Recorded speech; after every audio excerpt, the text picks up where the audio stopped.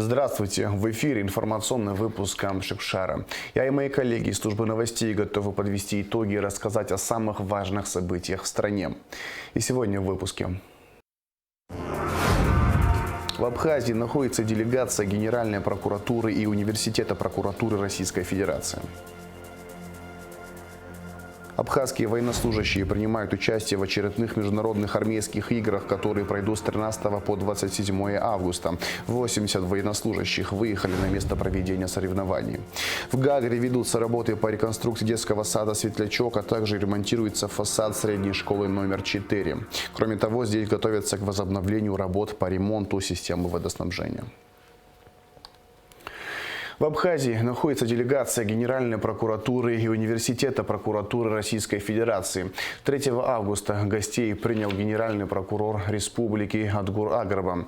Стороны обсудили вопросы сотрудничества. В рамках визита члены делегации также провели семинары для сотрудников органов прокуратуры Абхазии. Все подробности в репортаже Шадины Ханагуа.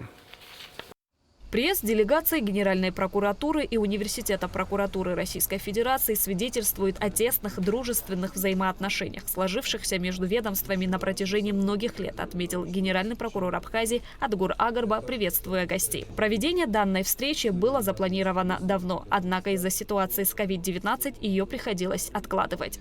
Сегодня мы рады вас приветствовать и готовы продолжить наши намеченные плановые мероприятия.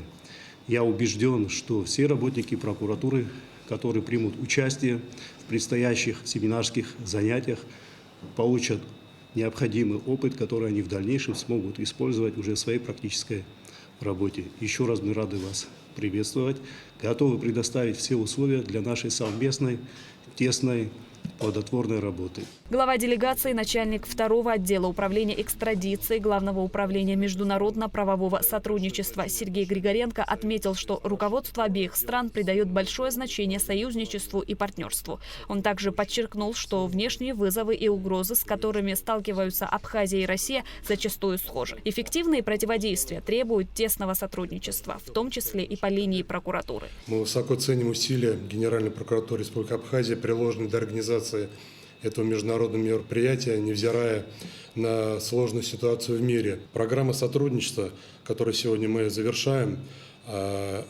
работает, эффективно исполняется. Считаю, что это фундамент для построения крепкой дружбы. Успешно формирующаяся практика проведения российско-абхазских встреч для обмена опытом нам видится очень ценным. Далее члены делегации провели семинары для сотрудников органов прокуратуры Абхазии. Организация и осуществление прокурорского надзора за исполнением законов при расследовании преступлений, связанных с оборотом наркотических средств, психотропных, сильнодействующих и ядовитых веществ. Сравнительный анализ антинаркотического законодательства России и Абхазии. Тема семинара, состоявшегося в конференц-зале гостиницы «Атриум Виктория». Наконец-то, после долгого перерыва у нас появилась возможность для продолжения нашего тесного сотрудничества с нашими друзьями, коллегами из Российской Федерации, из Генеральной Советник прокуратуры. юстиции Гор Мирошник подчеркнул, что тема наркотиков заявлена не просто так. Противодействие незаконному обороту наркотиков – главный элемент стратегии национальной безопасности. Большое количество наркозависимых лиц, оно уменьшается с каждым годом. По последним данным, 380 тысяч у нас, к сожалению, таких людей, которые подвержены тем или иным следствием употребления наркотиков. Да, ежегодно она тоже имеет тенденцию к снижению, это прям хороший показатель. Но ежегодно около еще 30 тысяч новых людей в эту категорию попадают. То есть у нас изымается почти 23 тонны наркотических средств и иных запрещенных веществ. Тонны, да. Она имеет тенденцию увеличения. Еще один семинар прошел в конференц-зале столичной прокуратуры. Он был посвящен вопросам прокурорского надзора за исполнением законов в области защиты прав предпринимателей. По мнению прокурора Управления по надзору за исполнением законодательства Генеральной прокуратуры Константина Кобахи, такого рода семинары полезны, так как позволяют обменяться опытом с российскими коллегами. Органы прокуратуры нацелены на улучшение ситуации, создание более благоприятных условий, уменьшение количества внеплановых проверок субъектов экономической деятельности, с целью улучшения экономических показателей, потому что любая внеплановая проверка негативно сказывается на финансовых, скажем так, результатах и достижениях субъектов предпринимательства. Я думаю, что этот семинар будет очень полезен для сотрудников прокуратуры и органов прокуратуры Республики Абхазия, и они будут в дальнейшем, основываясь на международном опыте Российской Федерации, улучшать свои навыки и способности по нормальному, надлежащему формированию мнения при защите прав предпринимателей, что крайне важно сегодня в настоящее время для нашей страны. В семинарах приняли участие сотрудники органов прокуратуры Абхазии. Они с большим вниманием слушали доклады российских коллег и задавали вопросы. Такого рода мероприятия будут продолжены и далее. Шазина Ханагуа, Алексей Гухава, Абхазское телевидение. В Москве под председательством вице-премьера, министра экономики Абхазии Кристины Озган и замминистра экономразвития России Дмитрия Вольвач состоялось заседание рабочей группы по вопросам реализации программы формирования общего социального и экономического пространства между Абхазией и Россией, сообщает пресс-служба Минэкономики. Стороны рассмотрели вопросы правового регулирования в сфере инвестиционного, налогового, образовательного, таможенного сотрудничества, а также взаимодействия в области здравоохранения. Работа двусторонней группы направлена на выработку рекомендаций по устранению правовых препятствий при совместных проектах в указанных сферах. Программа утверждена сторонами 12 ноября 2020 года. Документ включает в себя мероприятия, которые должны быть реализованы с 2021 по 2023 годы.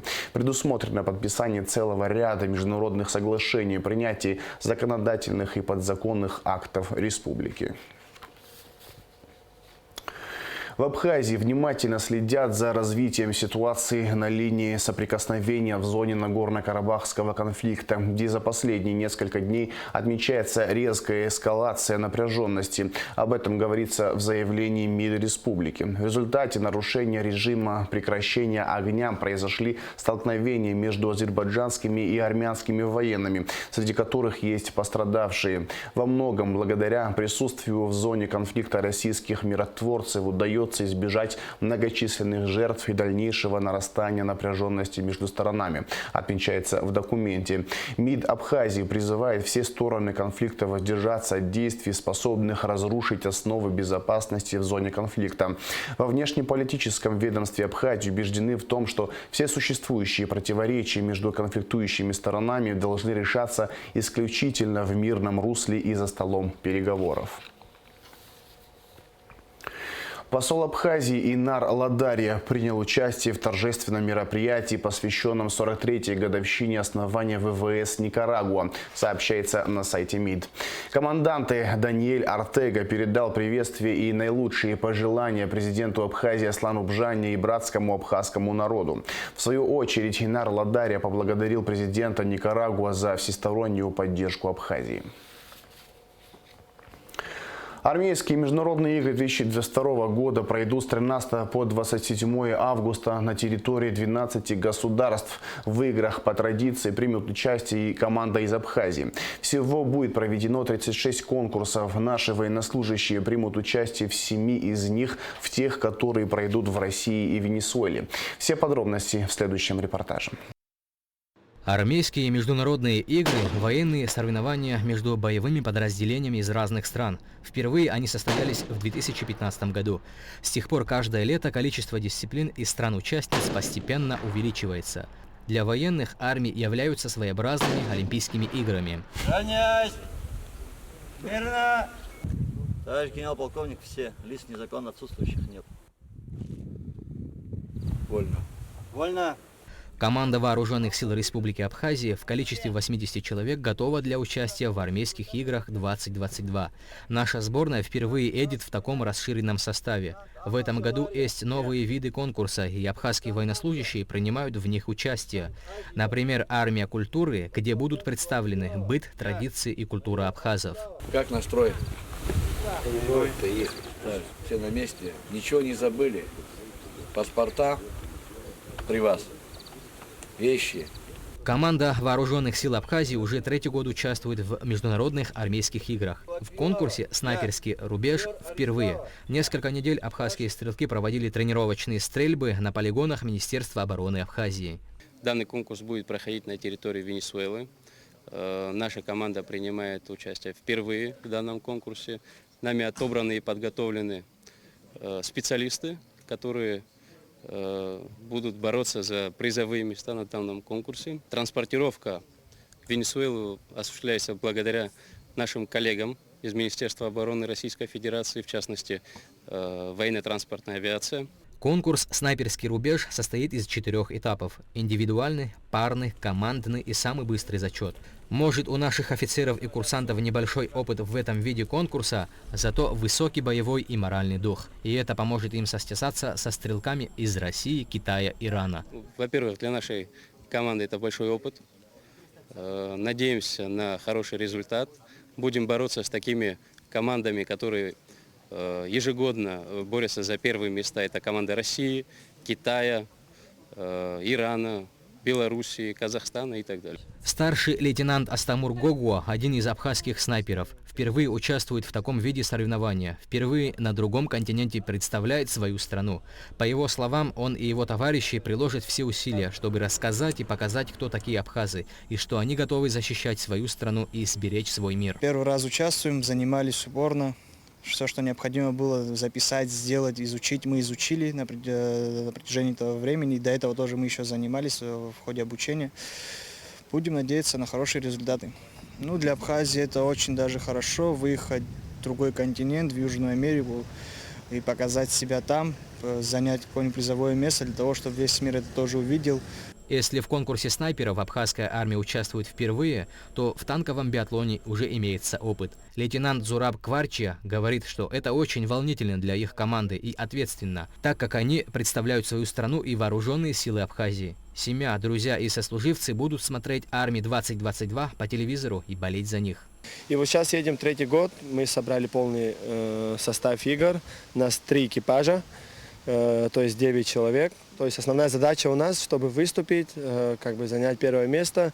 Но основная задача – это показать нашу подготовку, на что мы способны на самом деле, и представить нашу республику на мировом сообществе. В армейских играх «Армии-2022» примут участие 37 государств. Среди них и Абхазия. В перечне 36 конкурсов, в том числе национальная кухня, армия культуры, Эльбрусское кольцо, танковый биатлон, снайперы, спецрывок.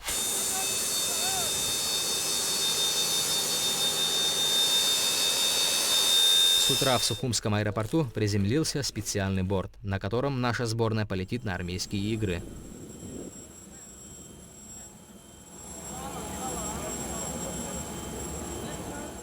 Слова напутствия от первого заместителя министра обороны Абхазии генерал-полковника Беслана Цвижба. Хочу пожелать удачи от имени министра обороны и от себя лично. Ждем отличных результатов. Не забывайте, дисциплина. Вы представляете нашу республику. Удачного полета!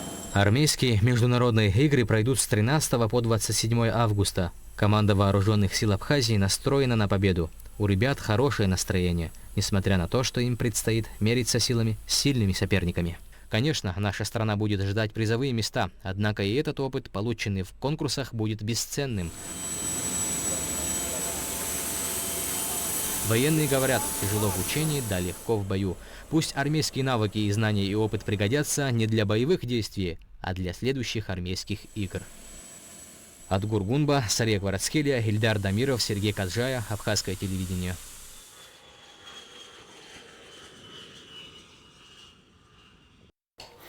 В Новом Афоне на улице Лакоба произошел пожар в 3-этажном гостевом доме, сообщает МЧС Абхазии. Пожарные экстренно выехали по вызову минувшей ночью. Огонь тушили 3 пожарных расчета Нового Афона, Гудауты и Сухума. В результате ЧП сгорели кровля и 3-й этаж гостиницы, а также стоявшая рядом прачечная. Жильцы дома не пострадали. Госинспекция по маломерным судам, МЧС Абхазии и транспортная милиция на постоянной основе будут проводить совместные рейды во всех районах республики на предмет соблюдения правил поведения на воде. В последнее время участились случаи их нарушения. 3 августа совместный рейд проходил в акватории Сухума. Спасатели и представители транспортной милиции проинспектировали столичную бухту от района маяка до Синопа. Особую тревогу вызывают любители САПов, плавательных досок. Без спасательных жилетов на взятых в прокат приспособлениях люди заплывают глубоко в море, а это чревато непредсказуемыми последствиями. Владельцы прокатных пунктов обязаны обеспечить желающих воспользоваться САПами спасательными жилетами.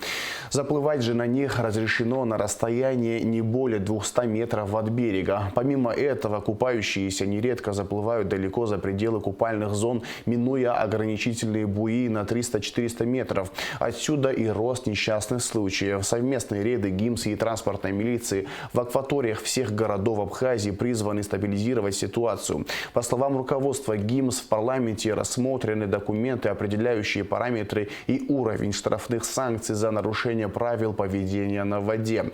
После согласования в администрации президента они вступят в законную силу и будут применяться к нарушителям в полном объеме.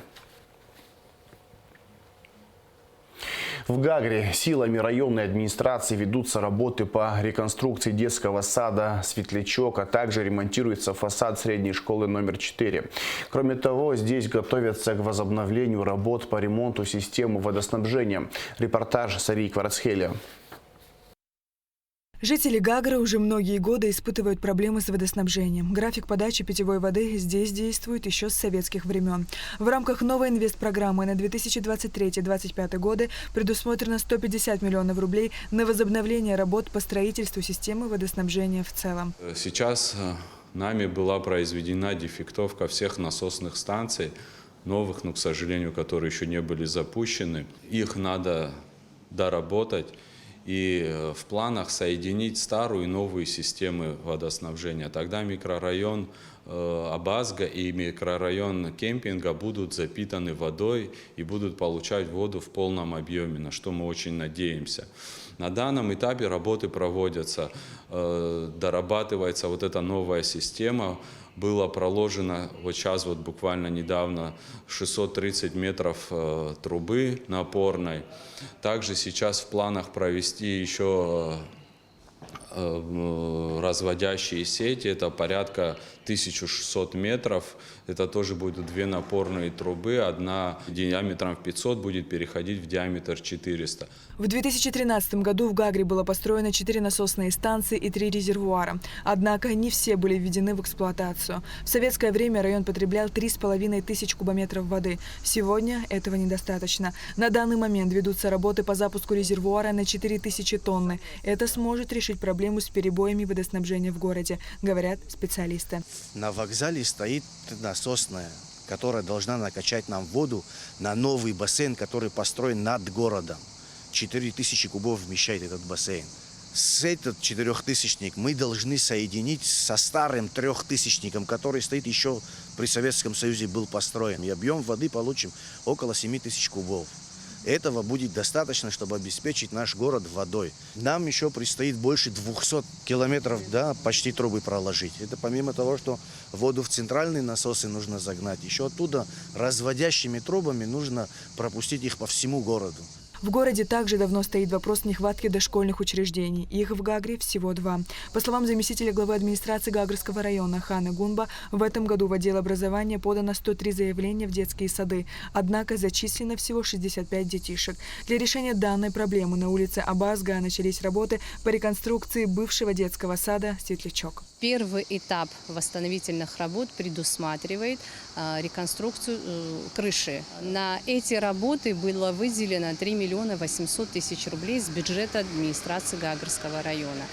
В дальнейшем поэтапно мы планируем восстановить данный садик. Смета по кровле прошла экспертизу. После получения одобрения мы приступили к строительным работам.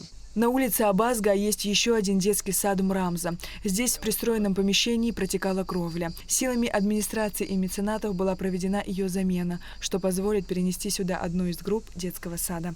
Жители нашего города, люди бизнеса, видя, что идут восстановительные работы, не остаются равнодушными и помогают администрации города. Так, силами меценатов на территории данного образовательного учреждения были сделаны следующие работы.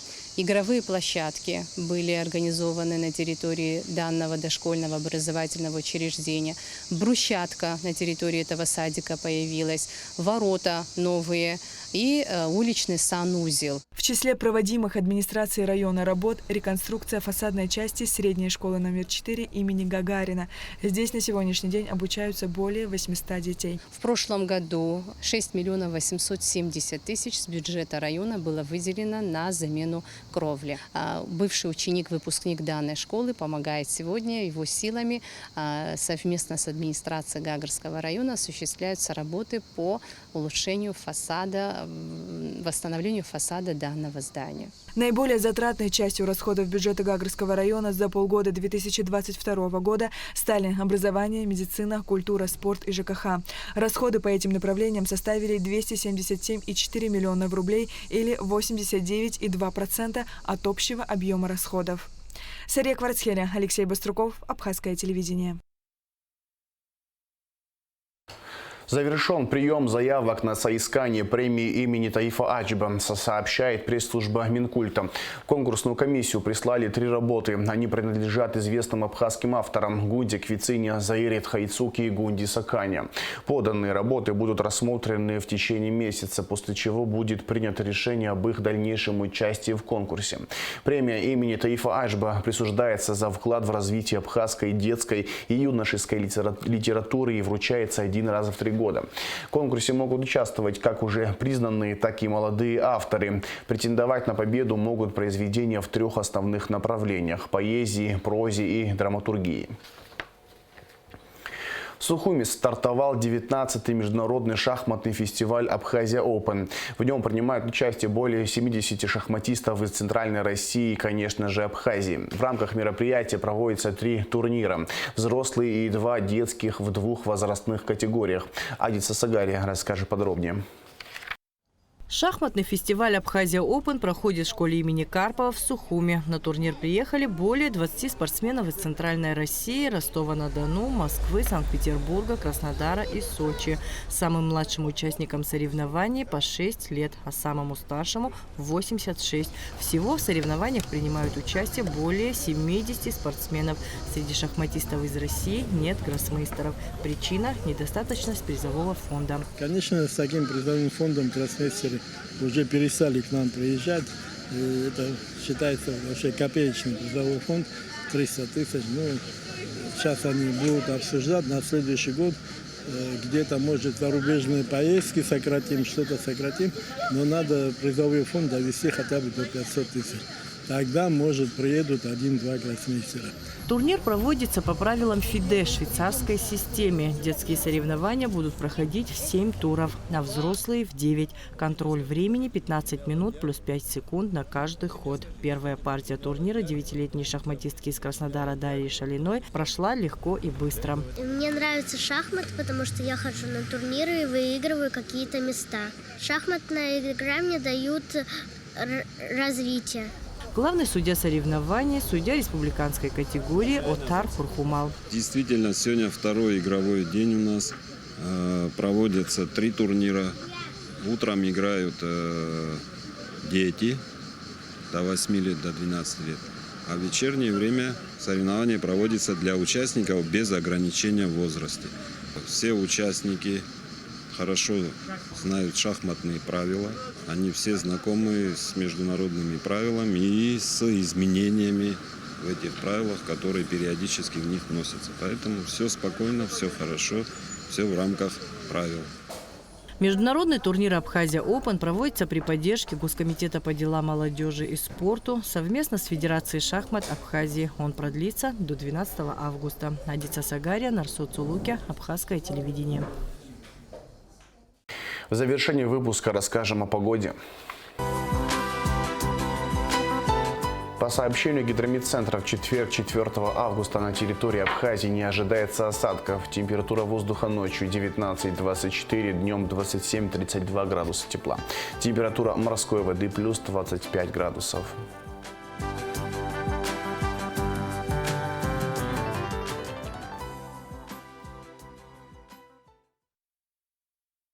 На этом информационный выпуск Камышев Шара подошел к концу. Всего хорошего. До свидания.